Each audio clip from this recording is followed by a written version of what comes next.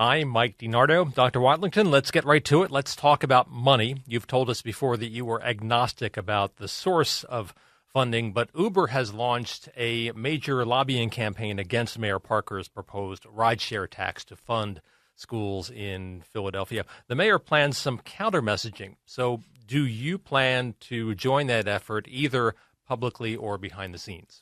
While I serve as a school superintendent, and my job is to make the case for the resources that the school district needs and stay pretty agnostic to how we get those resources, let me just say in that spirit that I just commend this mayor, our 100th mayor, for having the fortitude and the courage to take on this issue of school funding. And it's no secret that the Commonwealth Court found in 2023 that the way we fund schools in the Commonwealth of Pennsylvania is unconstitutional.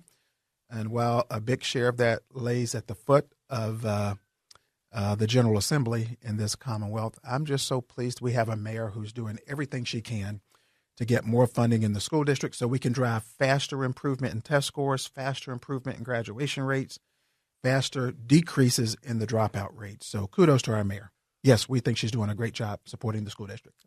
We have talked a lot about the 18 schools that would close under your proposed facilities plan. I want to give you a chance to make the case for the improvements that would be made to more than 150 schools. Well, I'm so glad you asked about that. When you think about it, accelerating opportunity, our 10-year facilities master plan is really, when you look at it, a modernization plan. While there's been a lot of attention focused on 18 proposed school closures, we need to spend equal amounts of time talking about the 159 campuses that will be modernized. What does that look like? It looks like everything from a new recreation center being built in Southwest Philadelphia, new high school in the Northeast to help with overcrowding, improvements across all zip codes in Philadelphia. And it includes things like updated bathrooms, new lighting, electrical upgrades, infrastructure, fixed pipes that burst in the middle of the night, fixing HVAC, air conditioning, and heating and cooling systems. We'll have some refurbished tracks, track and field competitions in some of our locations. Schools will get painted. We'll have renovated exteriors, fully functioning kitchens, where students can have access to hot food, not that cold food that is just bussed in from another location.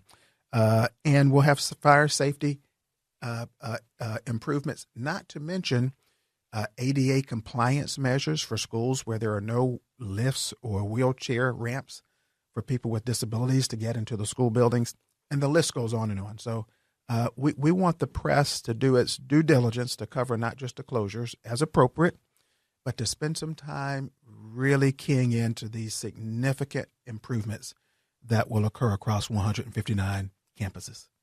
You're also getting some pushback from members of City Council. Do you plan to present these improvements to them when you go before them next week? Absolutely. We're going to get right into these improvements, and we're going to be bullish about making the case that this is the right thing to do. While Philadelphia is an old city, as we celebrate the 250th birthday of this great nation, our schools need attention. This is the time to do it, and we are committed. Pending the funding, we are going to reduce the number of schools with poor or unsatisfactory building ratings from 85 to 0, and I'm going to underscore that number 0 again, while we push in more high-quality academic and extracurricular programming to drive more forward progress in test scores going up, graduation rates going up, and our dropout numbers going down significantly. As part of the pushback we were talking about, council members Nina Ahmad and Curtis Jones have introduced a bill in council that would change the zoning around Lankenau High to restrict development if there's an ownership change there, similar to the bill that Jamie Gaudier introduced for zoning around schools, including Robeson. So if these bills are adopted, how much would that impact the overall facilities plan? And could you move ahead with half a loaf if these bills restrict the plan for those individual districts? I think there's a lot of movement at play, and I also think it's premature to predict or project where the dust will settle. At this point, we're moving full speed ahead to make the case why this plan ought to be adopted. This $2.8 billion plan ought to be adopted, and we're also being very strategic and listening very carefully to our elected officials, to parents and community members, and we continue to take all that feedback in and to determine how it will impact our thinking going forward. Dr. Watlington, thank you. We always say this is your opportunity to let the superintendent know what's on your mind. Draw up your question and send it along to us at afterschool@kywnewsradio.com.